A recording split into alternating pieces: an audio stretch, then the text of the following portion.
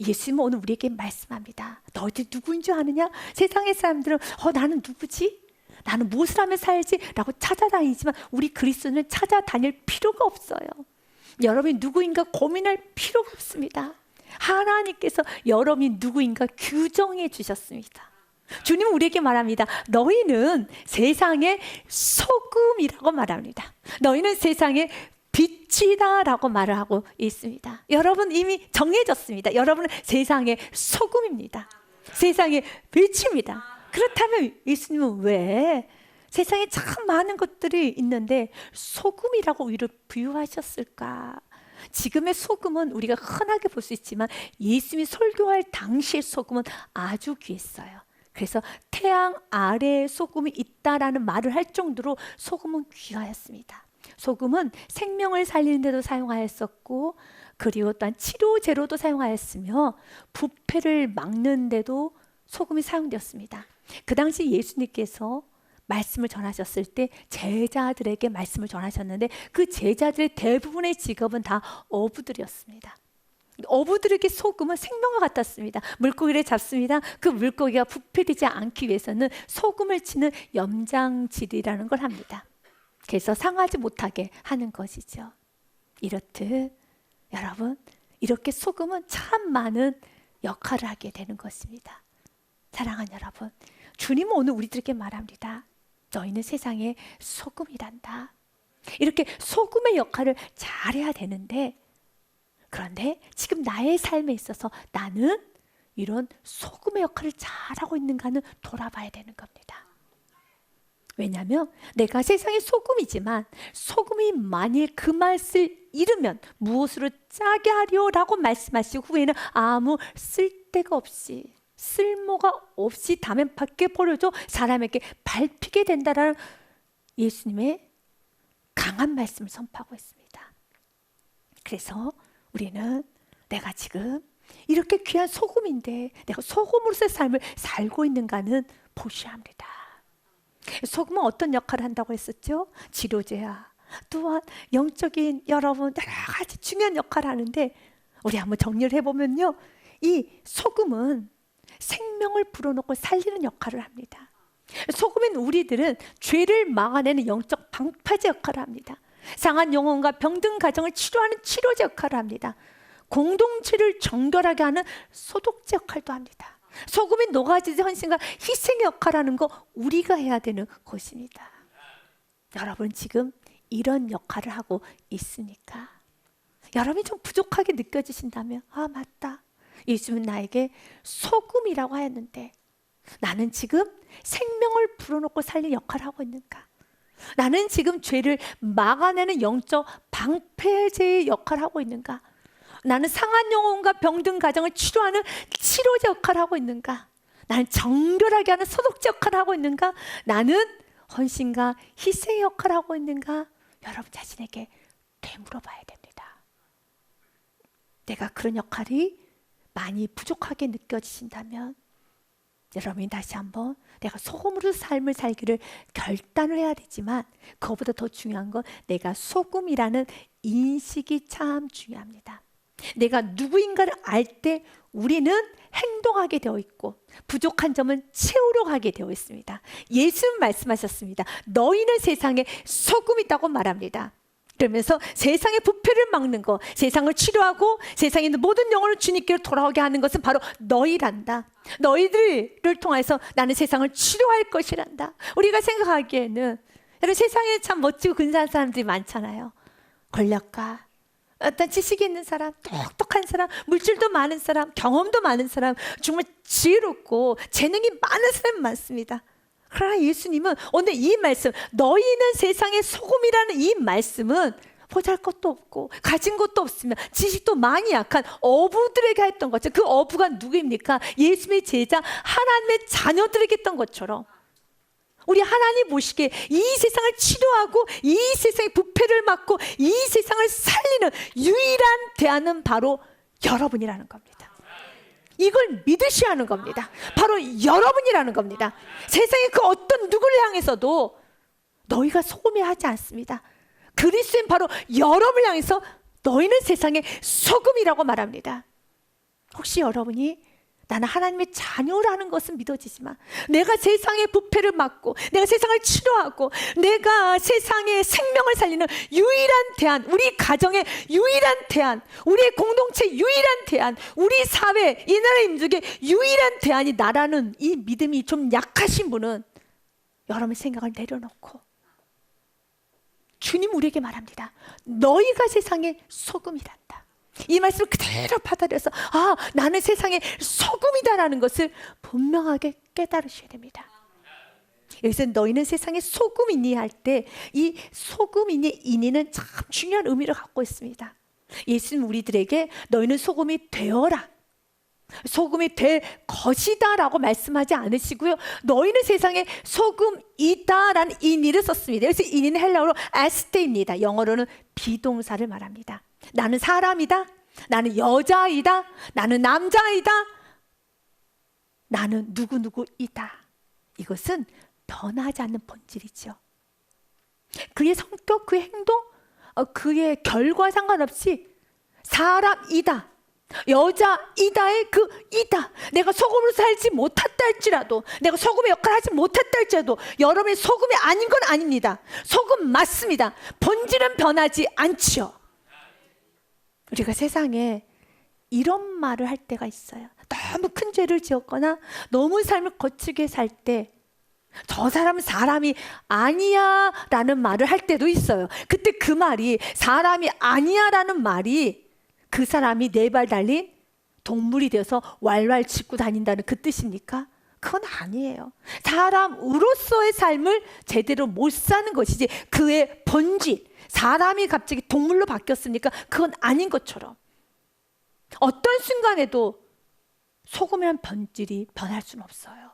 소금 맞습니다. 여전히 하나님은 기대하고 기다리고 계십니다.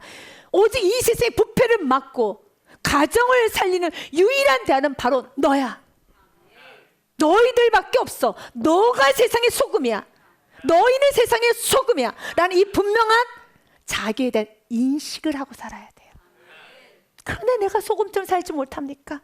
내가 부족합니까? 그렇다면 주님 앞에, 주님 내가 소금인데 소금처럼 살지 못하고 있습니다. 주, 이를 어찌하면 좋겠습니까? 다시 소금이라고 명령해 주신, 소금이라고 규정해 주신 예수님께 나가서 그분을 붙잡으시기를 바라겠습니다. 먼저 내가 소금이라는 걸 어떻게 알게 됩니까? 오늘처럼 말씀을 들어야지만 깨닫게 됩니다. 내가 하나님의 자녀, 나는 소금빛, 나는 승리자라는 거, 나는 하나님이 함께 하시고 하나님 받쳐준다는 그 모든 나의 정체성, 나에 대한 인식은 날마다 말씀을 들어야 돼요. 시편 119편의 말씀에 보면 이렇게 되어 있죠. 주님의 말씀을 열어보았더니 빛이 비쳐 우둔한 사람, 내가 소금인 것도 모르고 내가 하나님의 자녀인 것도 모르고 고아처럼 어떤 세상에서 승리자라는 것도 잊어버리고 내가 루저처럼 살고 있는 이 우둔한 나에게 말씀으로 깨닫게 하여 줍니다. 너희는 세상의 소금이란다. 너희는 승리자란다. 내가 널 도울 것이란다. 깨닫게 하여 준다는 겁니다. 그리고 주는 말씀을 통해 깨닫게 하여 주면 그 말씀이 나의 말씀이 되기 위해서는 야고보서 2장의 말씀을 같이 기억하셔야 돼요. 읽어보겠습니다. 시작. 내가 보거니와 믿음이 그의 행함과 함께 일하고 행함으로 믿음이 온전하게 되었느니라. 아멘. 말씀을 들으면 행하셔야 합니다. 순종을 하셔야 합니다. 내가 소금처럼 부족해도 사셔야 됩니다. 오늘 말씀을 듣고 나는 소금인데 녹아져야 되는구나, 내가 녹아지는 삶을 살아야 되겠구나, 사셔야 되는 겁니다. 또한 여러분이 살다 넘어졌습니까? 다시 주님의 이름 붙잡고 회개하고 또 살아야 되는 겁니다. 사는 순간에 내가 행하기 시작하면 내가 알고 있는 모든 말씀에 대한 믿음이 온전해지고 그 믿음이 실체가 되고 그 믿음이 사실이 되고 그 믿음이 현실이 되는 겁니다. 여러분에게 앤소니 드 멜로 신부가 썼던 소금 인형이라는 동화의 이야기를 전해드리도록 하겠습니다. 소금으로 만들어진 인형이 어느 날 나는 누구인가, 나는 어떤 존재인가라는 그 질문을 하며 무작정 길을 떠나 나는 누구지? 찾기 시작합니다. 그래서 지나가는 바위에게 묻습니다. 바위야, 너는 내가 누구인지 아니? 그때 바위는 말합니다. 아니, 나 모르겠어. 하지만 저 앞에 있는 나무는 알 것 같아. 나무에게 물어봐. 나무에게 물어봤습니다. 나무야, 넌 내가 누구인지 알아? 나무가 말합니다. 아니, 나 모르겠는데, 하지만 저 하늘에 있는 해는 알 것 같은데 해에게 물어봐. 이렇게 해서 그 소금 인형은 해에게 물어봤어요. 산에게 물어봤습니다. 들꽃에게 물어봤습니다. 모든 얘기 다 물었지만 그 누구도 알지 못하고 이제 마침내 바다 앞에 서게 됩니다. 그리고 바다에게 묻습니다. 바다야, 너는 내가 누구인지 아니? 그때 그 소금 인형을 바라보던 그 바다가 소금 인형에게 이렇게 말합니다. 말로 너를 설명하기에는 좀 곤란해. 직접 내가 내 안에 들어와 보면 알 수 있어 라고 말합니다. 그때 그 소금 인형이 호기심으로 발을 살짝 바닷속에 넣어봤어요. 그랬더니 왼쪽 발이 사르르 녹아버린 거예요. 깜짝 놀라가지고 무서워서 뒷걸음칩니다. 그때 그 바다가 이렇게 말합니다. 겁내지 마. 조금만 더 들어와 봐. 그러면 정말 내가 누구인지 알 수 있어. 그래서 그가 이제는 남은 오른쪽 발 넣습니다. 사르르 녹아져 버립니다. 그가 더 깊이 들어갑니다. 그의 몸통이 녹아집니다. 그의 팔이 녹아집니다. 점점 더 깊이 들어가면 들어갈수록 자신의 얼굴이 녹아집니다. 작은 알갱이 하나만 남아요. 그때 깨닫게 됩니다. 내가 누구인지, 나는 이 큰 바다구나. 나는 소금 덩어리가 아니라 나는 바다구나. 바다가 되었구나. 여러분, 우리 신앙생활도 참 비슷합니다. 내가 살기 시작하면 내가 소금이구나. 내가 순종하기 시작하면 나는 빛이구나. 내가 순종하기 시작하면 나는 사랑많이 받은 하나님의 자녀구나. 내가 순종하기 시작하면 나는 가장 존귀한 자녀구나. 내가 알 수 있게 돼요. 바닷속으로 들어가지 아니하면, 사라지지 아니하면, 내가 녹아지지 아니하면 알 수 없어요. 그러나 들어가면 여러분 알게 돼요. 내가 소금 덩어리가 아니라 이 큰 바다라는 거, 내가 바다였다라는 거, 내가 하나님의 자녀라는 거, 내가 세상의 그 누구와도 견줄 수 없는, 이 세상과도 바꿀 수 없는 존귀한 하나님의 자녀라는 것을 내가 드디어 알게 되는 겁니다. 주님은 오늘 우리들에게 말합니다. 너희는 세상의 소금이란다. 난 너희들 통해 기대하고 있어. 이 세상을 환하게 밝히고, 이 세상을 치료하고, 이 세상을 새롭게 살릴 유일한 대안, 너희 가정의 유일한 대안, 너희 가문의 유일한 대안, 바로 너란다. 주님 오늘 말하고 있습니다. 그렇다면 소금인 우리가 어떻게 살아야 하지만, 여러분, 소금의 그 제맛을 날 수 있을까요? 여러분이 한번 점검해 보시기를, 첫 번째로 지금 나는 녹아지고 있는가를 점검해 보시기를 바랍니다. 소금은 녹아질 때 맛이 납니다. 소금이 뭉쳐 있으면은 소금의 맛이 나지 않아요. 여러분, 음식을 할 때 소금을 넣었습니다. 그런데 그 소금이 녹아지지 않고 뭉쳐 있어요. 여러분, 그럴 때 여러분 그 음식은 버릴 수밖에 없어요. 자꾸 녹으라고 휘젓습니다. 녹지 않습니다. 그리고 어디 배추 뒤에 숨어 있어요. 그 소금이 덩어리가 돼서 녹지를 않아요. 숨어 있습니다. 그런데 음식 맛을 보기 위해서 이렇게 집어서 먹었는데 덩어리째 이에 아그적 씹어졌을 때 어떻게 해야 될까요? 뱉어야죠. 못 먹는 거죠. 너무 짜다. 너무 짜다. 오늘 말씀 그대로예요. 너희가 녹아지지 않으면 사람의 발에 밟히게 되지. 아무 쓸모없게 되는 것이지. 주님은 오늘 우리들의 삶에 녹아지기 원합니다. 먼저는 하나님 말씀 앞에 녹아지십시오. 하나님 말씀 빛이 비춰질 때 여러분 생각을 녹아뜨려야 되는 겁니다. 여러분의 감정도, 여러분의 고집도, 또 여러분 안에 걱정, 근심, 두려움도 하나님 말씀하시면 그 말씀 앞에 여러분의 생각을 놔주세요. 여러분의 생각을 녹아뜨리시길 바라겠습니다. 끝까지 그 말씀과 대항하고, 그 말씀과 논쟁하고, 그 말씀 앞에서 여러분이 주장하는 자세가 아니라 녹아지셔야죠. 소금이 주장하고 소금이 인형처럼 여러분 뭉쳐있으면 그것은 여러분 아무런 쓸모가 없어요. 녹아지면 너무 아름다워지는 것입니다. 그래서 예수님도 말씀하셨죠. 요한복음 12장 말씀해 보니 내가 진실로 진실로 너에게 이르노니 한 알의 밀이 땅에 떨어져 죽지 아니하면 한 알 그대로 있고 죽으면, 정말 이 죽으면을 녹으면이라고 해석해도 좋을 것 같아요.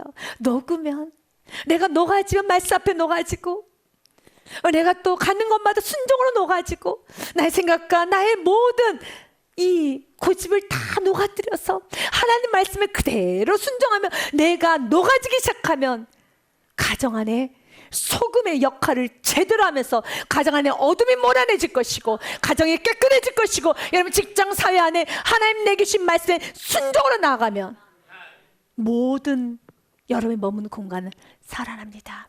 내가 죽으면 많은 열매를 맺느니라.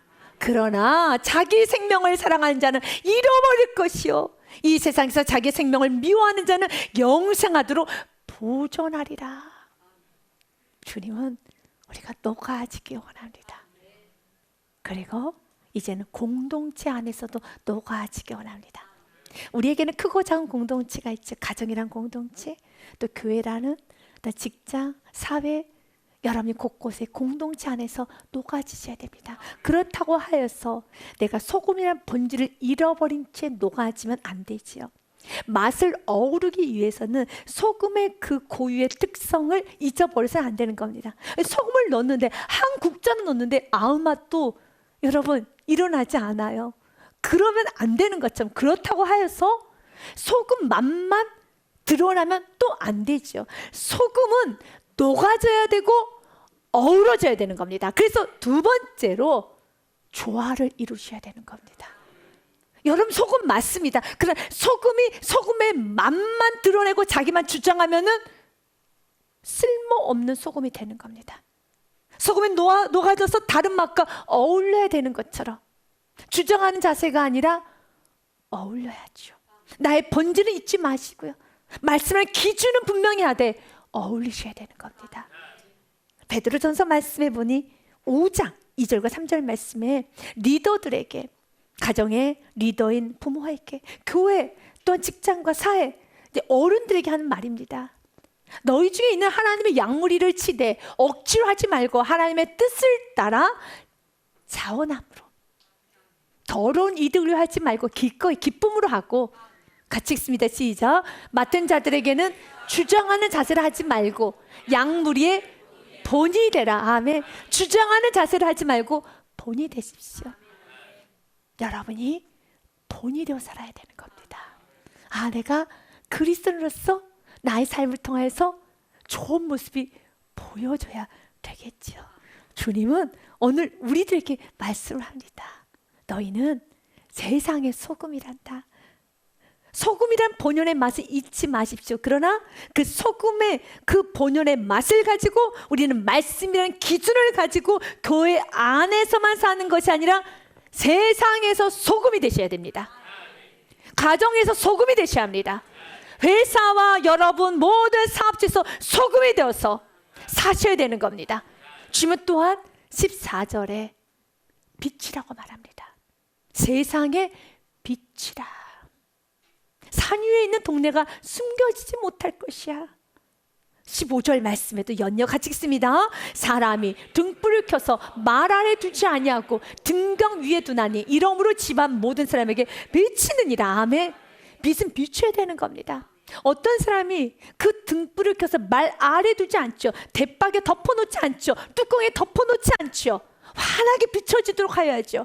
맞아요. 우리는 세상을 환하게 비춰야 되는 겁니다. 세상에 나가셔야 되는 겁니다. 은혜를 받았으면 다시 세상에 나가서 빛을 비춰야 되는 겁니다. 그래서 정확히 말한다면 여러분은 발광체가 아니라 반사체가 되셔야 됩니다. 이 발광체라는 것은 빛을 스스로 여러분 발현을 하는 걸 발광체라고 하죠. 우리는 빛은 아닙니다. 빛 대신 예수님이 내 안에 계시기 때문에 그 예수님의 빛을 반사하는 겁니다. 오늘 여러분 말씀을 들었습니다. 더 빛이 충만합니다. 그 빛을 세상에 비춰야 되는 겁니다. 비출 때 이 빛이 마음껏 비춰지도록 여러분 안에 제한하고자 하는 마음, 여러분이 숨기는 마음, 여러분 안에 그 빛을 굴절하도록 여러 가지로 여러분이 제한하고 모른 척하고 숨어있는 그런 마음을 다 십자가에 못 박고 내 안에 계신 빛 대신 예수님이 마음껏 비춰지도록, 세상이 비춰지도록 우리는 이제는 순종해야 됩니다.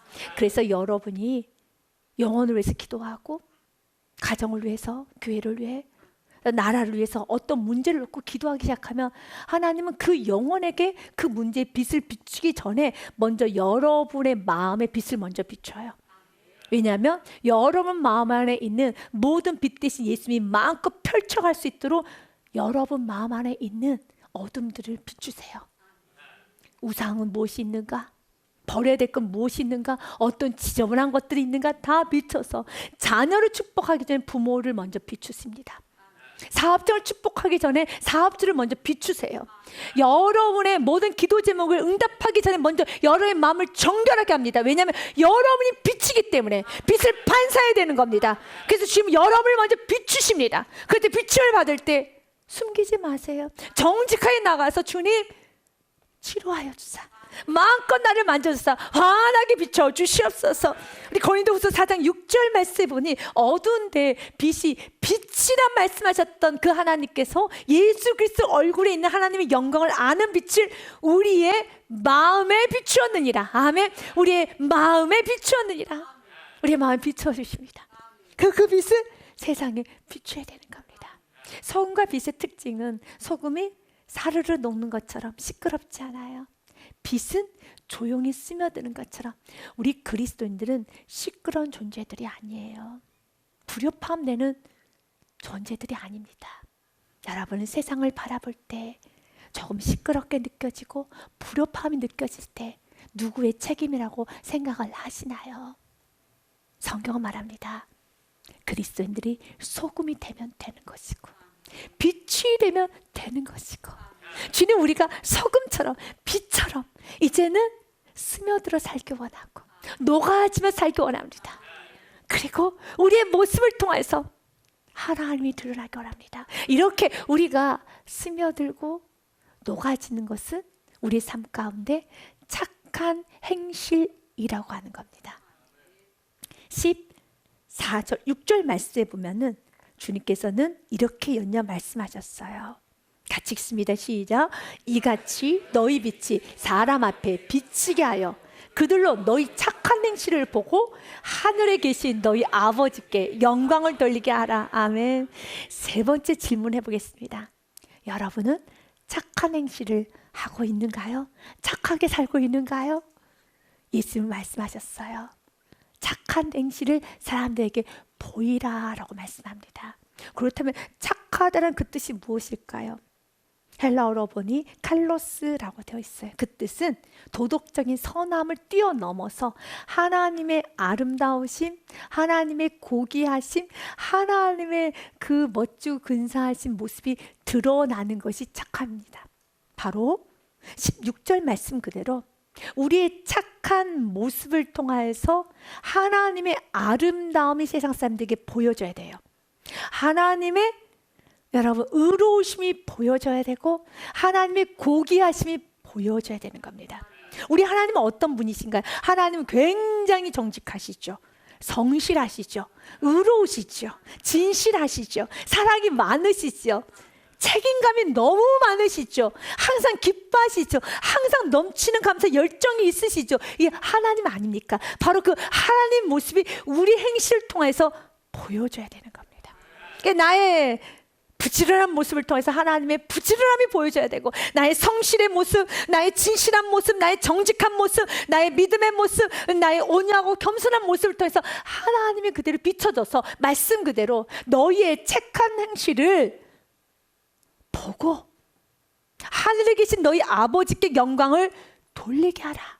세상에 많은 사람들이 우리의 착한 행실을 보고 하나님 아버지께 영광 올려드리면서 와, 당신을 보니 하나님은 참 의로우신 분이신 것 같아. 하나님은 참 정직하셔. 하나님은 참 신실하셔. 하나님은 참 사랑이 많으셔. 라고 보여줘야 되는 겁니다. 우리는 이렇게 우리의 모습을 통해서 하나님의 아름다움이 드러나야 되겠습니다.